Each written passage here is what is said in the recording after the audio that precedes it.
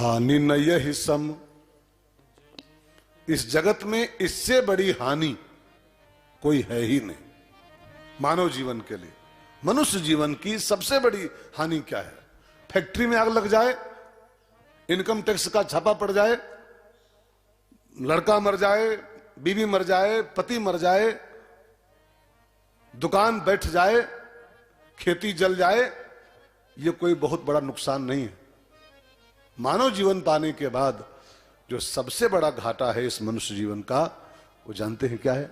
गोस्वामी जी कहते हैं, हानि न यही सम जग की छुभाई, हानि न यही सम जग की छुभाई, भजिया न राम ही नरतनु पाई, भजिया न राम ही नरतनु पाई, भजिया न राम ही नर्तन पाई। इस चौपाई का अर्थ क्या है? हानि न यही सम जग कछु भाई, नर तन पाई और भजी न राम है। जो मनुष्य का चोला पाया, मानव का जन्म पाया और उस परम तत्व की प्राप्ति नहीं किया, महती विनष्टि, महती, वेद कहता है महती विनष्टि, बहुत बड़ी हानि इस जीवन की हो गई।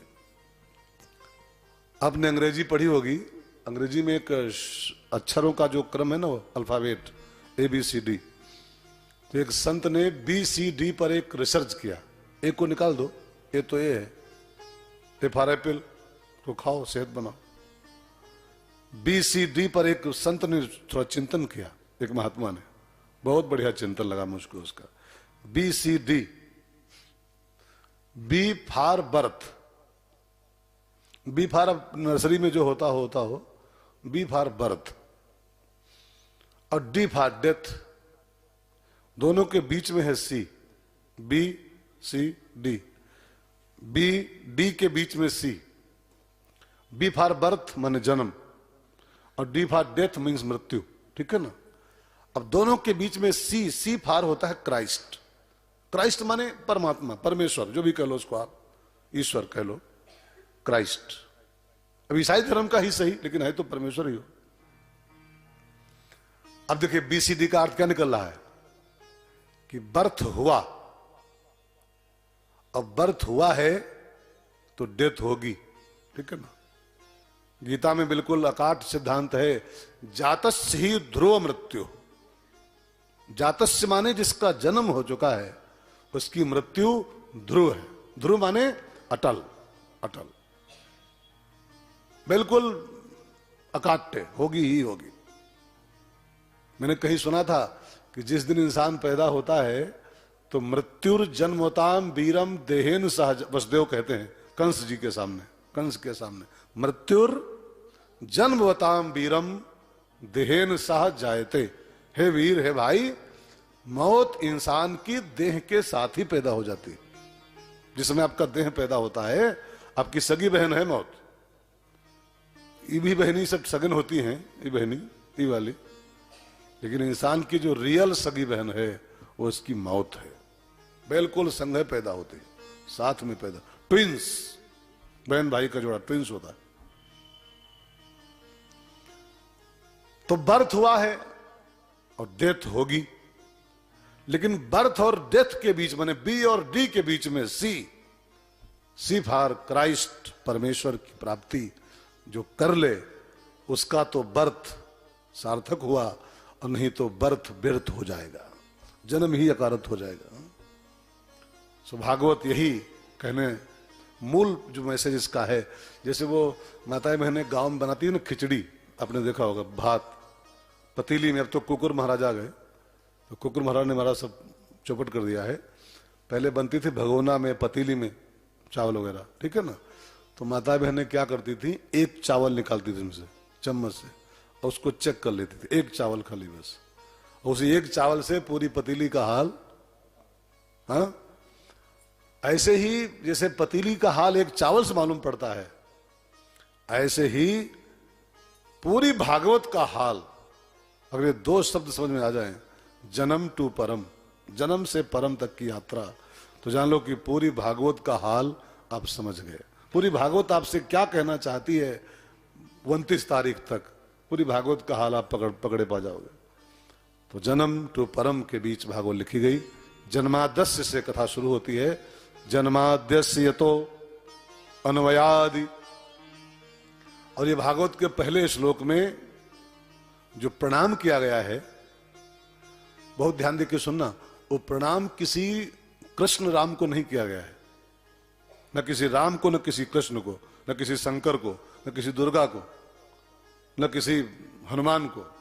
व्यास जी प्रणाम करते हुए बोले नमामि सत्यम परम धीमहि। पहले श्लोक का मंत्र है ये, सत्यम परम धीमहि। मैं उस सत्य रूपी परमात्मा का ध्यान कर रहा हूं। रामम परम धीमहि नहीं, श्यामम परम धीमहि नहीं, सत्यम परम धीमहि। उस सत्य का हम ध्यान करते हैं। बिल्कुल खुला द्वार छोड़ दिया। अभी सत्य को आप जिस नाम से पुकार लो। अब इसी को सरदार लोग कहते हैं सत श्री अकाल, है ना, सत श्री अकाल। अब सत्य ही परमात्मा है, ठीक है ना। इसी को ईसाई कहते हैं ट्रूथ इज गॉड, सत्य ही परमात्मा है। इसी को जो देवी जी के उपासक कहते हैं सच्चे दरबार की सब सच्चे सच्चम लगे पड़े हैं। अगर रामम परम धीमहि कहते व्यास जी तो बात बिगड़ जाती, फिर ये कथा थोड़ी संकीर्ण हो जाती, राम जी की कथा जाती है।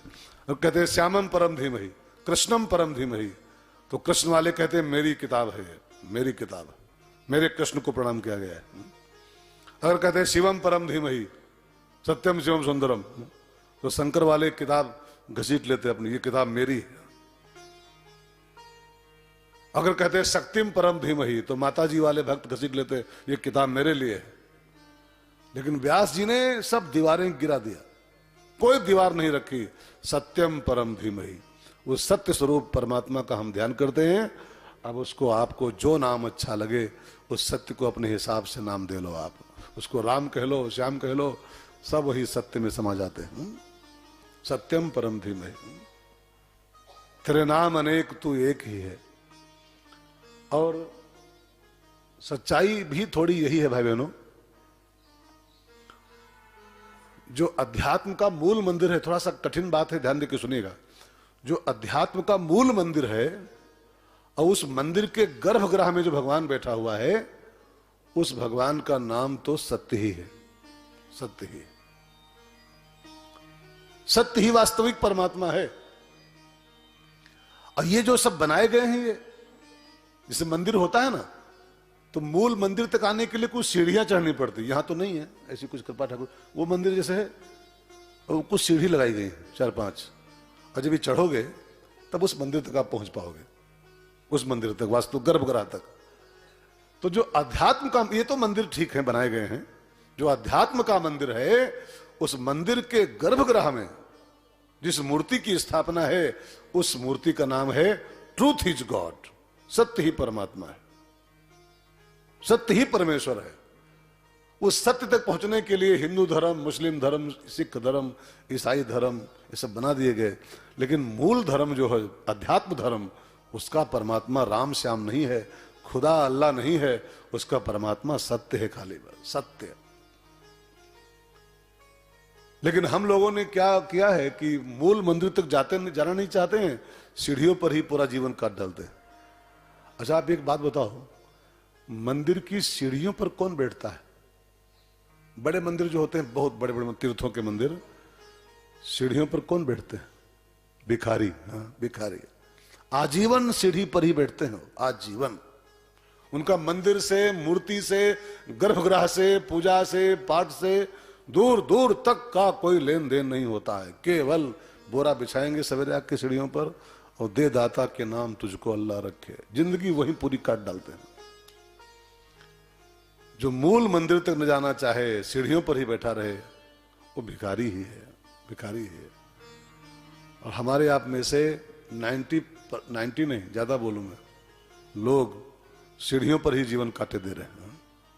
अरे मूल तक चलो, मूल है सत्य, सत्यम परम धीमहि। मूल तक हम नहीं जाना चाहते। हम हिंदू हैं, हम मुसलमान हैं, हम सिख हैं, हम ईसाई हैं, हम राम वाले हैं, हम श्याम वाले हैं। ये सब सीढ़ी पर बैठे लोग, सब सीढ़ी पर बैठे लोग। और सीढ़ी पर पुजारी नहीं बैठते हैं, सीढ़ी पर तो भिखारी बैठते हैं, भिखारी। हिंदू, मुस्लिम, सिख, ईसाई, ये यहूदी, पारसी, नमाज, पूजा, ये सब सीढ़ियां हैं, सीढ़ियां हैं उस सत्य तक पहुंचने के लिए। लेकिन सत्य तक पहुंचे बिना हम खाली सीढ़ियों पर ही रह जाएं तो इसका मतलब है कि हम पुजारी नहीं हैं, हम भिखारी।